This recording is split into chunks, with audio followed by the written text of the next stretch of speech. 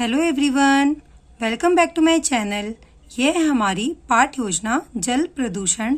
सबसे पहले हम कुछ एंट्रीज फिल करते हैं, जैसे विषय सामाजिक अध्ययन, प्रकरण जल प्रदूषण, कक्षा 6, दिनांक आप यहाँ पर वही दिनांक डालेंगे जिस भी दिनांक में आप बच्चों को ये लेसन प्लान पढ़ाएंगे। कालांश यहाँ पर आप अपना पीरियड मेंशन करेंगे। अब हम सामान्य उद्देश्य लिखते हैं। यह सब्जेक्ट ओरिएंटेड होते हैं, जिसका अर्थ है कि सामाजिक अध्ययन को पढ़कर बच्चों में किस तरह का विकास हो सकता है। जैसे छात्राओं की सामाजिक अध्ययन में रुचि विकसित करना, छात्रों की चिंतन शक्ति एवं तर्क शक्ति का विकास करना, छात्रों की सामान्य ज्ञान में रुचि विकसित करना, छात्रों को भूगोल का बोध कराना। अब हम विशिष्ट उद्देश्य लिखते हैं। यह हमारे टॉपिक ओरिएंटेड होते हैं। जैसे पहला उद्देश्य है ज्ञानात्मक उद्देश्य, छात्राएं जल प्रदूषण के विषय में बोध कर सकेंगी। भावात्मक उद्देश्य, छात्राएं जल प्रदूषण के विषय में रुचि विकसित कर सकेंगी। क्रियात्मक उद्देश्य, छात्राएं जल प्रदूषण से संबंधित चित्र बना सकेंगी। अब हम सहायक सामग्री लिखते हैं। यह वह सामग्रियां होती हैं जो हम अपनी पाठ्य योजना को पढ़ाते समय उपयोग में लाते हैं, जैसे लपेट श्यामपट्ट, चार्ट, चौक, डस्टर, संकेतक आदि। अब हम पूर्व ज्ञान लिखते हैं। छात्राएं जल प्रदूषण से संबंधित सामान्य जानकारी रखती हैं। अब हम प्रस्तावना प्रश्न पूछते हैं बच्चों से। इसके लिए हम एक टेबल बनाते हैं जिसमें क्रम संख्या, छात्राध्यापिका क्रिया और छात्र क्रिया लिखते हैं। इन प्रश्नों का निर्माण हम इसीलिए करते हैं जिससे कि हमारी पाठ्य योजना और भी ज़्यादा इंटरेस्टिंग हो जाए और बच्चे हमारी पाठ्य योजना में रुचि ले पाएं। यह संख्या में 4 से 5 हो सकते हैं और यह जिग-जैग फॉर्म में होते हैं। जैसे कि पहला प्रश्न का जो भी उत्तर आएगा, हमारा दूसरा प्रश्न उसी से संबंधित होना चाहिए। हमारा पहला प्रश्न है जो हम बच्चों से पूछेंगे, मनुष्य को जीवित रहने के लिए किन किन चीज़ों की आवश्यकता होती है। तो बच्चे आंसर करेंगे भोजन, जल, वायु। दूषित जल से हमारे स्वास्थ्य पर कैसा प्रभाव पड़ता है। तो बच्चे आंसर करेंगे हानिकारक। यह हानिकारक प्रभाव किस प्रदूषण का कारण है। तो बच्चे आंसर करेंगे जल प्रदूषण। हमारा अगला प्रश्न है जल प्रदूषण को कैसे समाप्त किया जा सकता है। यहाँ पर बच्चे इसका आंसर हो सकता है कि ना दे पाए, तो हम यहाँ पर लिखेंगे संभावित उत्तर। अब हम उद्देश्य कथन लिखते हैं। छात्राओं, आज हम जल प्रदूषण विषय पर विस्तार पूर्वक अध्ययन करेंगे। अब हम शिक्षण बिंदु लिखते हैं। इसके लिए हम एक टेबल बनाते हैं जिसमें शिक्षण बिंदु, अपेक्षित व्यवहारिक उद्देश्य, शिक्षण अधिगम अनुभव, छात्राध्यापिका क्रिया, छात्र क्रिया, शिक्षण विधि, प्रविधि एवं सहायक सामग्री और मूल्यांकन लिखते हैं। हमारा पहला शिक्षण बिंदु है जल प्रदूषण। अपेक्षित व्यवहारिक उद्देश्य में लिखेंगे छात्राएं ज्ञान का प्रत्यास्मरण करेंगी। विकासात्मक प्रश्न, खाना खाने के बाद क्या पीते हैं। तो बच्चे आंसर करेंगे पानी। जल प्रदूषण से आप क्या समझते हैं। तो हो सकता है बच्चे इसका आंसर ना कर पाएं, हम लिखते हैं संभावित उत्तर। शिक्षण विधि में लिखते हैं प्रश्नीकरण प्रविधि, क्योंकि यहाँ पर हमने बच्चों से प्रश्न पूछे हैं। अब हम अपेक्षित व्यवहारिक उद्देश्य में लिखेंगे छात्राएं जल प्रदूषण विषय में रुचि विकसित कर सकेंगी।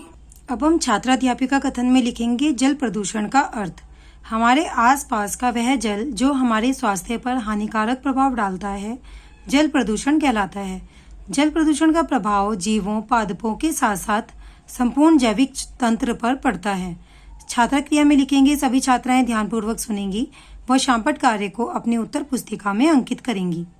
हमने बच्चों को यह शिक्षण बिंदु समझाया है, इसलिए हम लिखेंगे कथन विधि और हम कुछ इस तरह से एक बच्चों को चार्ट दिखा सकते हैं जिसमें जल प्रदूषण किस प्रकार से होता है उसका चित्र बना सकते हैं।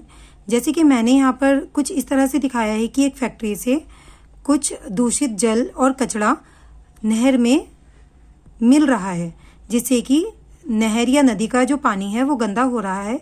तो यह एक जल प्रदूषण का चित्र है।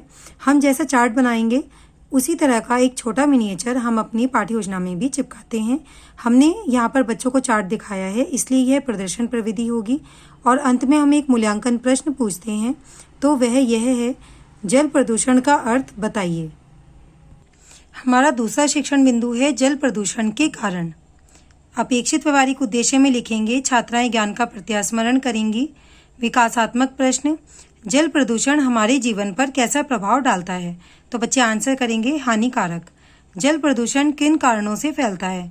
तो हो सकता है बच्चे इसका आंसर नहीं कर पाए, हम लिखेंगे संभावित उत्तर। शिक्षण विधि प्रविधि में लिखेंगे प्रश्नीकरण प्रविधि, क्योंकि हमने बच्चों से यह प्रश्न पूछे हैं। अब हम अपेक्षित व्यवहारिक उद्देश्य में लिखेंगे छात्राएं जल प्रदूषण के कारणों के विषय में रुचि विकसित कर सकेंगी। छात्रा अध्यापिका क्रिया। जल प्रदूषण के निम्नलिखित कारण हैं। घरेलू कचरे को जल में फेंकना, कल कारखानों से निकले रासायनिक कचरे को नदियों में विसर्जित करना, नदियों तालाबों में पशुओं का नहलाना, कपड़े साफ करना, उर्वरकों का अत्यधिक उपयोग तथा उनका वर्षा के साथ बहकर तालाबों झीलों में पहुंचना। छात्रा क्रिया में लिखेंगे सभी छात्राएं ध्यानपूर्वक सुनेंगी व शामपट कार्य को अपनी उत्तर पुस्तिका में अंकित करेंगी। यहाँ पर हमने अपने शिक्षण बिंदु को बच्चों को पढ़ाया है, इसलिए लिखेंगे कथन विधि। अंत में हम बच्चों से एक मूल्यांकन प्रश्न पूछते हैं, तो वह है जल प्रदूषण किन कारणों से फैलता है। हमारा अगला शिक्षण बिंदु है जल प्रदूषण के रोकथाम के उपाय। अपेक्षित व्यवहारिक उद्देश्य में लिखेंगे छात्राएं ज्ञान का प्रत्यास्मरण करेंगी। विकासात्मक प्रश्न, घरेलू कचरे को जल में फेंकने से क्या होता है, तो बच्चे आंसर करेंगे जल प्रदूषण या जल प्रदूषित होता है। जल प्रदूषण के रोकथाम के उपायों के विषय में आप क्या समझते हैं।